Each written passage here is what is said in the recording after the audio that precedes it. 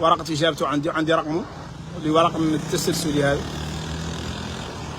فيه اليوم تلميذي والله تلميذية اللي الأرقام تعرفوا يجون ما هم معروفين، الأسماء ما هم معروفين لكن فقط معروفين بالأرقام. ايش يقولوا له التوهين. فيه اليوم تلميذي والله تلميذية اللي قال عن النبي صلى الله عليه وسلم والصحابة أنا ما قد نقول ولا نقد نعيده، ما نقد نقول ولا نقد نعيده. يقال بعد أكد لكم أنه ذا اللي قال ما قالوا إلا مخيطر عليه من الله ما يستحق من اللعنات تترى إلى يوم القيامة. ذا اللي قال عن النبي صلى الله عليه وسلم ما يجد مسلم أبدا يقراه ويعيده. بدأ أولا بالإجابة على سؤال في التربية الإسلامية وشروط العدل، وأن يكون عاقلا وأن يكون بالغا ومشي الملاء طبيعيين. يعني عادوا سطر التحتانيين، السطر التحتانية سطرات الأربع خمسات تحتانيات والله ستات تحتانيات، ذو السطرات الخمسة ذي اللي قال فيهم عن النبي صلى الله عليه وسلم أنا باتي ما قد سمعته، ما نعرفته ما هو فاري، ما نعرفه من الأعداء ولا نعرفه من الأصدقاء. بلي الأعداء ما قد وصلوا إلى النوع من الجرم وذا النوع من الخزو وذا النوع من السب وعزة النقاب وعزة فيزا أمريك والله فيزا الصين والله فيزا أوروبا كاملة. هذا واحد ساب النبي صلى الله عليه وسلم، هذا واحد يتلفت على النبي صلى الله عليه وسلم ويوقع في عرضه ويوقع في زوجاته ويسب الصحابة يقولهم عنهم هم اللي فرقوا الناس وهم ما خلاوا شيء وهم العدل، ويسب الصحابة ويستنتج من عندهم قيس المصطفى صلى الله عليه وسلم.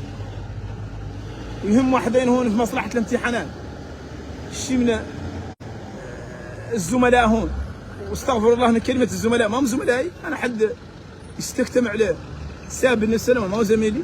ويهم واحدين هون انهم يستكتموا عليه ويقولوا هذا نادي بدور فيزا أمريك ولا تعطوه زخم إعلامي يخلوه عنكم ولا هو مهم وكلامه ما هو مهم، ما هو مهم شنو ولا عاد دور فيزا أمريك سبدين نحن ساب بعد قرا فيزا أمريك ويطبق في شريعة الله عز وجل وشريعة النبي صلى الله عليه وسلم. هذا ساب، هذا مسيء، هذا مخزي والله مخزية، هذا ما ورقاش قال، هذا قال ما قد قال أنا بعد ما قد نعيده. بالمناسبة ورقته عندي أراها عندي في تلفوني، اللي قال أراها عندي في تلفوني ما قد نقرأ ولا قد قال، كاتبه ذوك هواها ما هو جاحد اللي وعنده أفكار ينشرها مسيئة للنبي صلى الله عليه وسلم، مسيئة للمصطفى يا أمة محمد.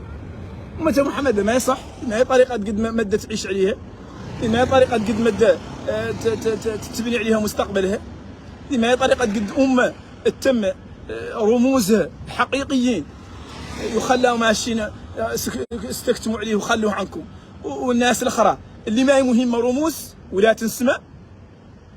كان هذا واحد ما يقول للرئيس والله ما يقول للوزير الأول والله ما يقول لواحد من الأمناء العامون ما تقوم الدنيا وتقعد، يعني عاد ما يقول للنبي صلى الله عليه وسلم النوع من الكلام في مصلحة الامتحانات في البكالوريا في شعبة الآداب،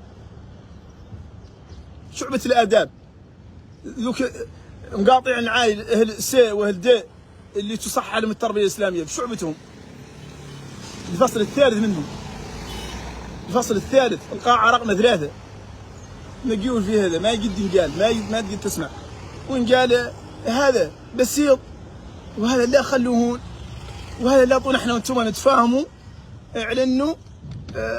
علنا ما نعلموا به حد ولا ينقبوا ورقة ونكتبوها وتوقعوها انتم وتجي للإدارة والإدارة تتخذ فيه الإجراءات.